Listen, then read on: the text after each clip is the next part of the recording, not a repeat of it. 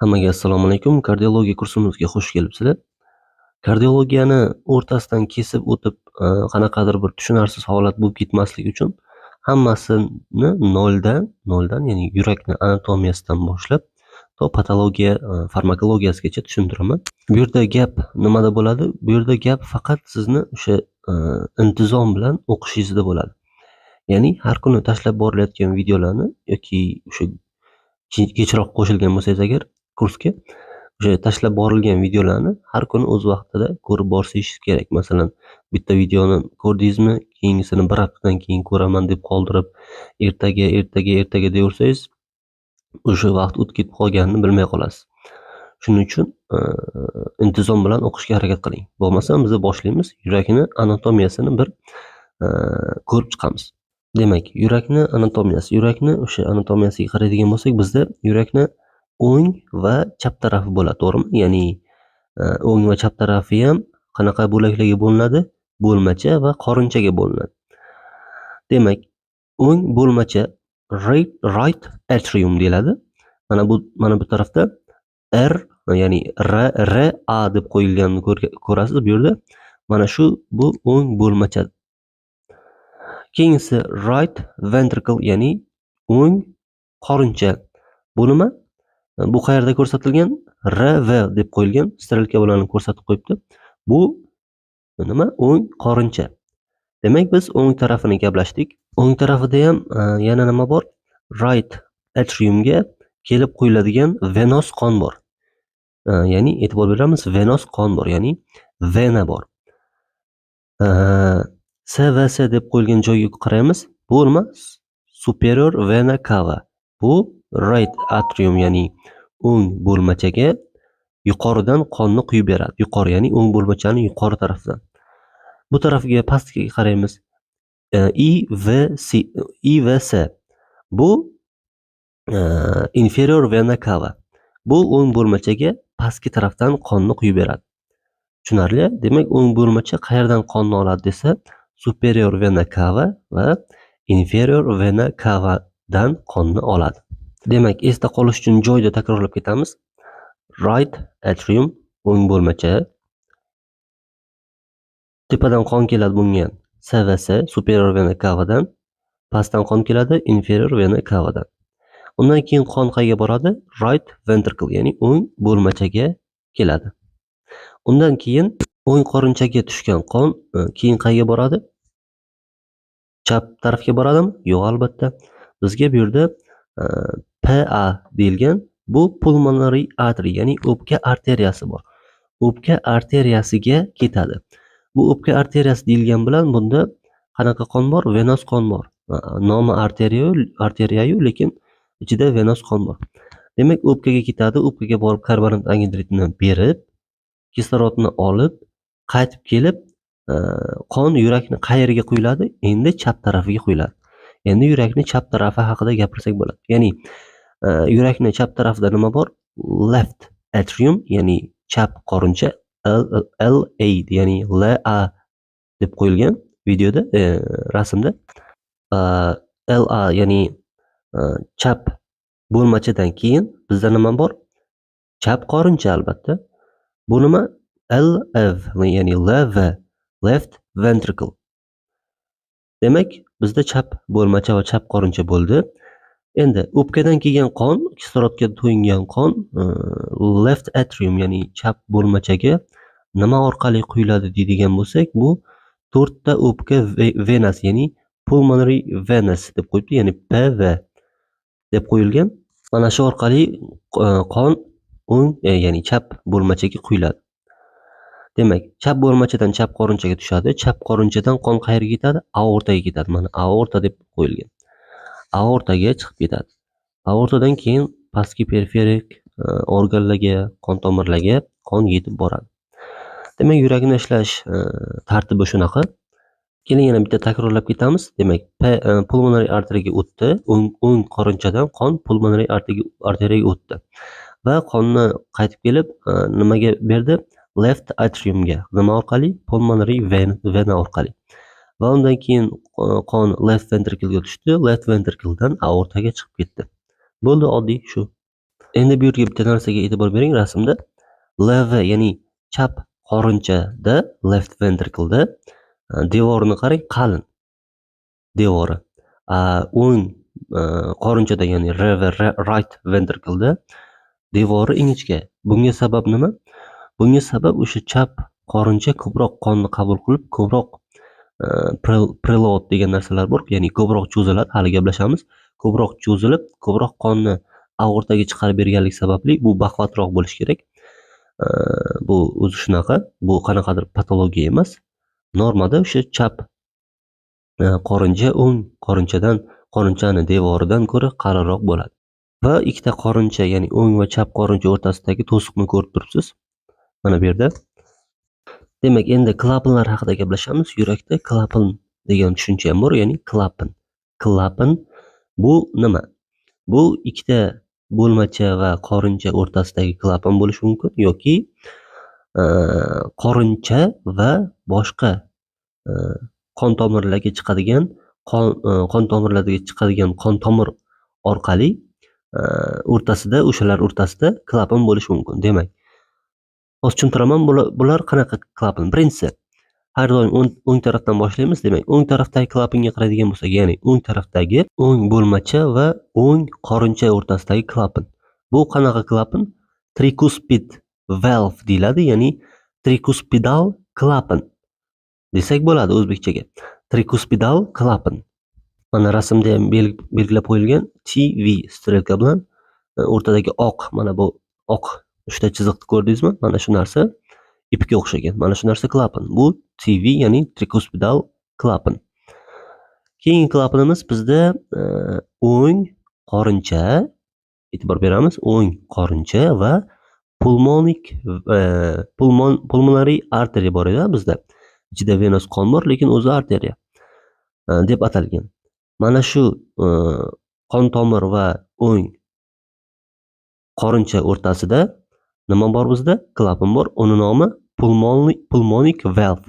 Strelka bilan ko'rsatilgan PV, ya'ni PV, pulmonic valve, pulmonic klapan, ya'ni o'pka klapan desa ham bo'ladi.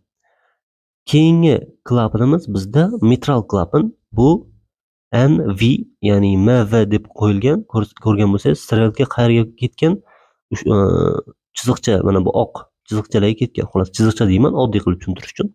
Rasmda shu chiziqchani ko'rib turibsiz-ku, baribir ipga o'xshagan. Demak, bular bu nima? Mitral klapan. Bu qayer o'rtasida? Chap bo'lmacha va chap qorincha o'rtasida. Chap bo'lmacha va chap qorincha o'rtasida mitral klapan bor. Demak, bizda hozir qayerda klapan yo'q? O'zi aslida klapan bor deb o'ylaymiz, lekin klapan yo'q. Pulmonary vein, ya'ni o'pka venasida. Ya'ni o'pka vena qayerda edi? Bu chap qorinchaga o'pkadan kislorodga to'yingan qonni chap qorinchaga quyadigan qon tomir edi. Bu yerda klapan bo'lish kerak edi, lekin aslida yo'q. Bo'lish kerak edi emas. Endi qanaqadir biz shunaqa tasavvur qilamiz-ku, mana o'ng bo'lmacha va o'pka arteriyasi o'rtasida klapan bor, o'ng bo'lmacha va o'ng qorincha o'rtasida klapan bor. Lekin bu yerda nimaga yo'q deb o'ylab qolishimiz mumkin, lekin bu yerda yo'q. Pramoy chap qorincha va chap bo'lmacha o'rtasidagi mitral klapanga o'tib ketgan. Demak, keyingisi bizda aortic valve, ya'ni AV deb qo'yilgan. Bu chap qorincha va aorta o'rtasidagi klapan. Demak, mitral klapandan tashqari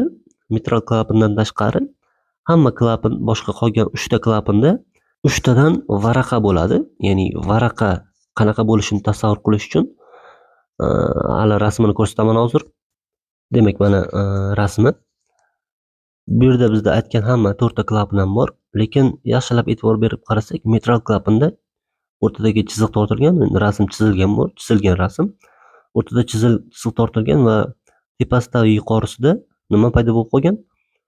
Bo'linma ajralib qolgan. O'rtadan chiziq tortilgandan keyin ikkiga bo'linib qolgan. Demak, shuni tepasidagi varaqa va pastdagisi varaqa bo'ladi. Bunisiga e'tibor bersak, tricuspidal valve, bu o'rtasida qanaqadir bir 3 ta chiziq tortilgan, ya'ni uchburchakli chiziq tortilgan. Bu natijada bu nima qilgan? Trikuspidal valvni 3 ta varaqaga ajratgan. Ya'ni bitta, ikkita va 3-inchisi mana. Ko'rdingizmi? Qolganlari ham xuddi shunaqa. Pulmonary valve, ya'ni aortic valve ham shunaqa. Bu mitral klapanda bitta shunaqa ikki varaqali klapani bor. Demak, hali mitral klapan haqida videoning oxirida gaplashamiz. Alohida bu haqida gapiradigan gaplar bor. Demak, biz o'sha vrachlar MRT bilan ishlaganimiz sababli klinikada keling yurakni anatomiyasini MRT da ko'rinishini ham ko'rib ketamiz. Mana bu ikki tarafdagi qora nima? Qora soya deymizmi, endi nima deymiz? Hozir chizilgan mana shular bu o'pka, ikkita o'pka. Demak, mana bu chizilgan esa right ventricle, ya'ni o'ng qorincha. E'tibor berdingizlar, teskari bo'lib qolgan. Siz o'ylaganingizdan ko'ra teskari tasvir paydo bo'lgan bu yerda. Right ventricle bu yerda o'ng qorincha. Endi o'ng qorincha bu yerda bo'lgandan keyin o'z qolganlarini taxminan tasavvur qilib hosil qilib olsangiz bo'ladi. Bunisi nima bo'ladi? Left ventricle, chap qorincha va ularning ikkitasi o'rtasida to'siq bor. Ya'ni to'siq qora soya bo'lib qolgan mana. Qora soya ko'rdingizmi? O'rtada. Bunisi nima? Hozir chizilgani bu left atrium, ya'ni left ventricle tepasida left atrium. Mana bu left atriumning o'zi yonida chizilgani bu nima? Qizilo'ngach. Bu qizilo'ngach. Mana bu oq soya bergani esa bu aorta. Uni oldidagi qora teshikcha ko'rdingizmi? Ko'rinyapti menimcha, bu qizilo'ngach. Demak, bizda shundan xulosa kelish mumkinki, demak qizilo'ngach o'sha agar left atrium borku, chap bo'lmacha. Chap bo'lmacha agar kengayadigan bo'lsa, gipertrofiya bo'lib kengayadigan bo'lsa, bu qizilo'ngachni bosib qoladi. Ya'ni qizilo'ngach kompress bo'lib qoladi, ya'ni bosilib qoladi. Bu nimaga sabab bo'lishi mumkin? Disfagiyaga sabab bo'lishi mumkin. Ya'ni tiqilib qolishga. Bu ovqat o'tmaydi, yaxshi o'tmaydi yoki qanaqadir o'zini simptomlari bor. Xullas, bu chap bo'lmachani gipertrofiyasidan qizilo'ngachni bosilib qolishi natijasida paydo bo'ladigan bir anomaliya. Demak, hozir mana bu yurakni umumiy ko'rinishi kesilmagani, bu mana bu chizilgan aorta. Endi yurak hamma organlarni qon bilan ta'minlaydi, qon yetkazib beradi, lekin yurakni o'ziga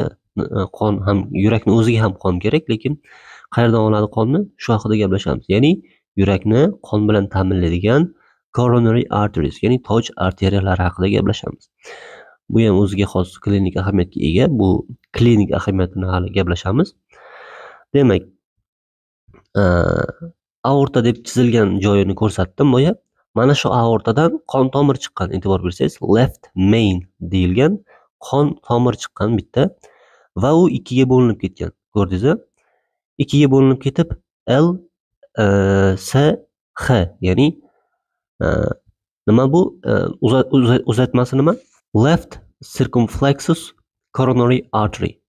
Left circumflexus coronary artery, ya'ni left circumflex coronary artery. Keyingi bo'lagi bu LAD deyilgan. Bu nima? Bu left anterior descending. Left anterior descending, ya'ni chap anterior descending, pastga tushuvchi. Chap oldingi pastga tushuvchi qon tomir desa ham bo'ladi. Endi nomidan kelib chiqib aytaman. Bu qayerni qon bilan ta'minlaydi? Left anterior descending bu chap qorinchani, ya'ni chap qorinchani oldingi va pastki qismini, pastroq qismini descending, pastroq tushgan qismini qon bilan ta'minlaydi. Left circumflexus coronary artery esa bu nima? Chap qorinchani lateral qismini, ya'ni yon qismini qon bilan ta'minlaydi. Keyingi yana aortadan chiqqan qon tomir bu right coronary artery, ya'ni RCA deyilgan right coronary artery. Bu nima qiladi? Bu aortadan chiqib o'ng qorinchani qon bilan ta'minlaydi. O'ng qorinchani qon bilan ta'minlab, yana o'zi pastga qarab ketgan. Qarang, yaxshilab e'tibor bersangiz ko'rish mumkin bu narsani. Keyingisi bizda PDA, ya'ni PDA deyilgan bu nima? Posterior descending artery. Bu rasmda ko'rsatilmagan, lekin bu qayerni qon bilan ta'minlaydi deydigan bo'lsak, chap qorinchani inferior, ya'ni ostki deydimi, pastki qismini qon bilan ta'minlaydi. Tushunarli? Demak, bizda aortadan qon olgan ikkita qon tomir bo'ldi. Left main qon tomiri va right coronary artery. Bizda qaysi qolib ketdi? PDA qolib ketdi. Demak, bu posterior descending artery qayerdan qon oladi deydigan bo'lsak, bizda ikki xil holat bor. Birinchi holat 90% odamlarda o'sha PDA deyman, qisqartirib posterior descending artery, right coronary artery borku, right coronary artery. O'shani tarmog'i bo'lib hisoblanadi. Tarmog'i, ya'ni o'shandan qon oladi. Aortadan emasda. O'sha right coronary arterydan qon oladi. Va bunaqa odamlarni biz right dominant deb ataymiz. Right dominant. Bu o'sha 90% odamlarda uchraydi. 10% odamlarda bo'lishi mumkin bu o'sha PDA left circumflexus arteriya bor edi-ku, LCH. Left circumflexus arteriya bu 10% odamlarda o'shani tarmog'i bo'lib hisoblanadi. Ya'ni o'shandan qon oladi. Ya'ni left circumflexusdan qon oladi. Bu 10% odamlarda va bularni biz left dominant deymiz. Left dominant. Demak, bizda endi yurakni qon bilan ta'minlanishi haqida gapirdik. Endi yurak qon bilan ta'minlangandan keyin o'zidan qanaqadir venos qonni ham chiqarib yuborish kerak, to'g'rimi? Venos qonni ham chiqarib yuborish kerak. Buni qanaqa qilib chiqaradi yurak? Yurak coronary sinus qon tomiri orqali yurak o'ng bo'lmachaga qonni ana shunaqa qilib chiqarib beradi. Nima orqali? Coronary sinus orqali venos qonni o'ng bo'lmachaga chiqarib beradi. Tepada yozilgan, e'tibor bersangiz, heart drains to coronary sinus right atrium deb qo'yilgan. Ya'ni venos qonni yurak o'zi o'sha coronary sinus orqali right atriumga chiqarib beradi. Coronary sinus rasmda ko'rsatilmagan, lekin bu qanaqadir aylanma chizma. Coronary sinus shu uchun rasmda ko'rinmaydi yoki umuman chizilmagan. Google'danmi qidirib ko'rsangiz agar yoki hozir o'zim rasmini ko'rsataman, shunda sal-pal tushunarli bo'ladi, lekin u sal chalkashroq narsa. Mana bu katta teshik, bu superior vena cava va uni orqasidan aylanib o'tgan, ko'rdingizmi? Orqasidan aylanib o'tib right atriumga borib quyiladi. Bu yurakni o'sha venos qonni chiqarib yuborish mexanizmi edi. Demak, bu yerda bitta narsa bor. Coronary sinus kengayishi mumkin, ya'ni kengayib ketishi mumkin. Shunaqa savol tushishi mumkinki, nima uchun kengaydi deydigan bo'lsak, bunga bitta sabab right atrium, ya'ni o'ng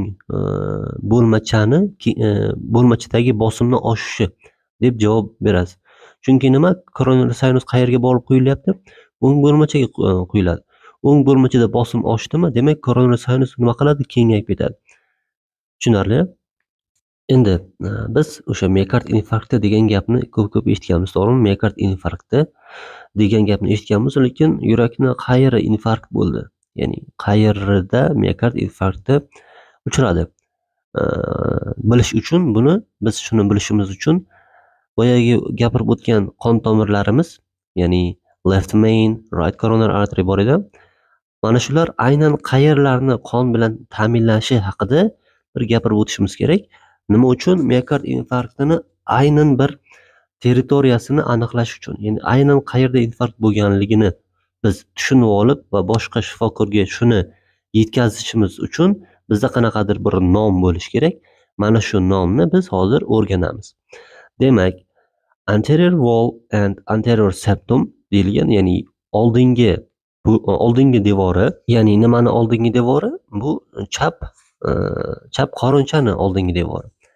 Va anterior septum, ya'ni oldingi to'siq, ya'ni nima o'rtasidagi to'siq bor edi bizda? Ikkita qorincha o'rtasidagi, ya'ni o'ng va chap qorincha o'rtasidagi to'siq bor edi. Mana shuni oldingi to'sig'ini va chap qorinchani apexini, ya'ni uchini bizda nima qon bilan ta'minlaydi? LAD, ya'ni left anterior descending arteria. Lateral wall, ya'ni lateral qismini, nimani lateral qismini? Chap qorinchani lateral devorini left circumflexus arteriyasi qon bilan ta'minlaydi. Inferior wall va inferior septumni, ya'ni inferior devorini va inferior to'sig'ini bizda nima qon bilan ta'minlaydi? PDA, ya'ni posterior descending arteria.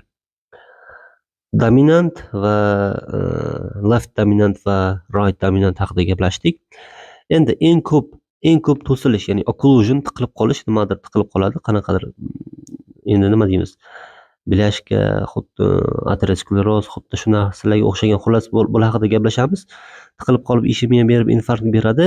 Eng ko'p qaysi qon tomirda uchraydi shu narsa? Shu haqida gaplashamiz. Demak, LAD eng ko'p LAD da, ya'ni left anterior descending da eng ko'p uchraydi to'silib qolish. Undan keyingi uchrash holati bu right coronary artery da. Undan keyin esa left circumflexus da uchraydi to'silib qolish. Miokard infarkti haqida hali batafsil gaplashamiz, ancha gaplashamiz hali. Demak, endi videoning oxirida mitral valve, mitral klapan haqida gaplashamiz degandim. Rasmda ko'rsatgandim, o'rtadan chiziq tortilsa, ikkita leaflet, ya'ni ikkita varaqa paydo bo'ladi degandim. Ya'ni qanaqa? Bular anterior varaqasi bo'ladi va posterior, ya'ni oldingi va orqa varaqalari bo'ladi. Mana shu ikkita varaqa mushaklarga bog'langan bo'ladi. Ya'ni nimani mushagiga? Chap qorinchani mushaklariga bog'langan bo'ladi. Nima orqali bog'langan bo'ladi desak, mana bu oq ipchalarni ko'rib turibsiz-a? Oq ipchaga o'xshagan narsa. Bu nima? Xorda tendina. Mana shu chorda deb yoziladi. Chorda tendinae deb yoziladi. Xorda tendina orqali mushaklarga bog'langan. Ya'ni PM bor, ya'ni PM, AL degan mushaklar. Bular qanaqa mushaklar? Anterolateral. AL degani bu anterolateral mushagi. Ya'ni two papillary muscles deyilgan, mana yozuviga qaraymiz. Two papillary muscles, bular ikkita papillar muskul deymiz. Men endi nima deymiz bilmadim. Papillary muscle, ya'ni anterolateral muskullar va posteromedial, PM. Endi mana shu AL, ya'ni anterolateral muskuli da ikki tomonlama qon bilan ta'minlanish bor ekanda, ikki tomonlama. Bu ikki tomondan qon bilan ta'minlanadi. Buni nima uchun o'rganamiz? Hozir gapirib o'taman. Demak, LAD, ya'ni left anterior descending artery bilan qon bilan ta'minlanishi mumkin yoki emas. Ham LAD ham LSH, ya'ni left circumflexus bilan qon bilan ta'minlanadi. Demak, ikkita qon tomir baravariga qayerga boradi? Anterolateral muskuliga ham borib qon bilan ta'minlaydi mana shu muskulni. Endi buni nima uchun o'rganamiz? Agar bu nima uchun anterolateral muskuli bu ishemiyaga, infarktga chidamli bo'ladi. Nima uchun? Agar left circumflexus masalan to'silib qoladigan bo'lsa, qanaqadir to'siq orqali odam semirib ketsa, mana shu qon tomir to'silib qoladigan bo'lsa, bu qonni LAD dan ham olaveradi, ya'ni left anterior descending artery dan ham qonni olaveradi. Ya'ni bitta nimadan bitta tomonlama qon bilan ta'minlangan emasda, bitta narsaga qarab qolmagan, ya'ni bitta qon tomiriga qarab qolmagan.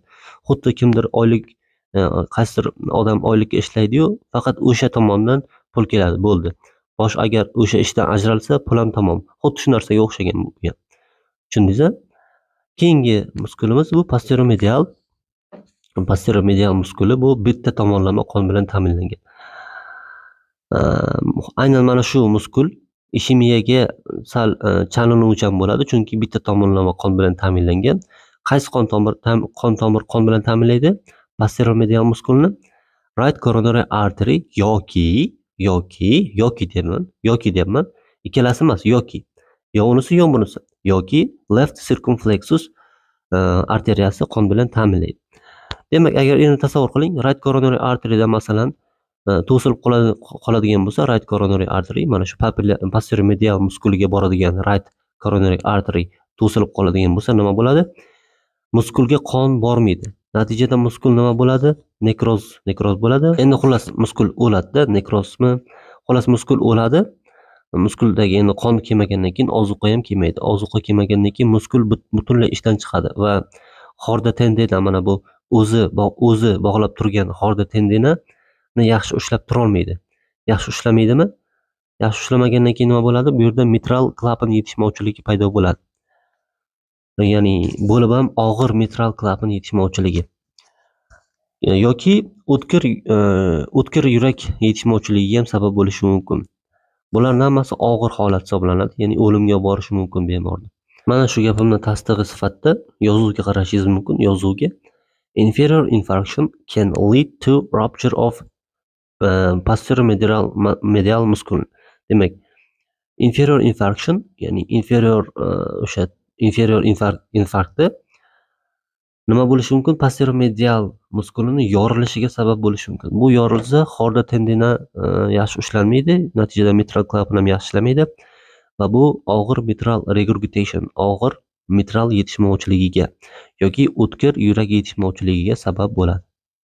Demak, hozir yana bitta narsa haqida gaplashib o'tamiz. Bu yurakni elektr sistemasi, ya'ni yurak urib qisqarib, heartbeat, ya'ni yurak urishi uchun bizda elektr impuls bo'lishi kerak. Mana shu elektr impulsni yurakni o'zi ishlab chiqaradi. Bu narsa EKGda juda ham kerak bo'ladi. Hali EKGda balkim takrorlab ketarman bu narsani. Demak, qanaqa qilib yurak impuls ishlab chiqarib o'zini o'zi urishiga sabab bo'ladi? Birinchi, tugunlar bo'ladi. Bizda tugun, ya'ni SA node, bu sinoatrial tugun. Sinoatrial tugun, SA node, ya'ni sinoatrial tugun bu qayerda joylashgan? Right atrial wall, SA deyilgan-ku. Right atrial wallda joylashgan, ya'ni o'ng bo'lmachani devorida joylashgan. Mana strelka bilan ko'rishingiz mumkin o'zingiz. Keyingi mana shu right nima deydi? Sinoatrial tugun, SA node, bu keyingi impulsni jo'natadi qayerga? AV nodega, ya'ni introatrial septum da joylashgan AV node, ya'ni atrioventrikulyar tugunga jo'natadi. AV nodega keyingi impulsni o'shanga jo'natadi. AV node qayerda joylashgan? Interatrial, ya'ni nima desa bo'ladi? Interatrial, ikkita bo'lmacha o'rtasida deymizmi? Xullas shu o'rtasidagi septum, ya'ni to'siqda joylashgan bo'ladi. Demak, AV nodedan elektr impuls qayerga boradi? Keyin gis tutamiga, his deyilgan. Bu gis tutami, bu o'sha elektr impulsni AV nodedan qabul qilib olib, ikkita qorinchaga jo'natadi. Ya'ni right bundle branch, ya'ni o'ng gis tutamini o'ng shoxi deymiz. Gis tutamini o'ng shoxi, ya'ni right bundle branch inglizchasiga.